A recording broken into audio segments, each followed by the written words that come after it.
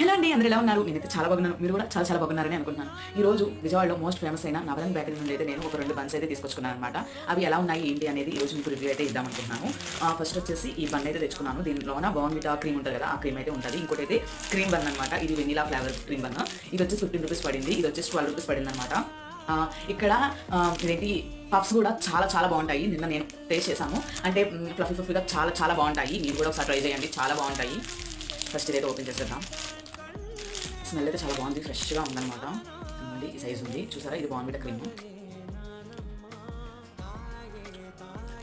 ఎక్కువ స్వీట్ లేకుండా అలాగే తక్కువ స్వీట్ లేకుండా చాలా బాగుంది, పర్ఫెక్ట్ స్వీట్గా ఉంది. ఈ స్టఫింగ్ కూడా చాలా డిఫరెంట్గా ఉందన్నమాట టేస్ట్. బన్ అయితే అసలు ఎంత బాగుందంటే అంత బాగుంది చేస్తాం. నాకు వచ్చేసి బోర్న్‌విటా బాగా నచ్చింది.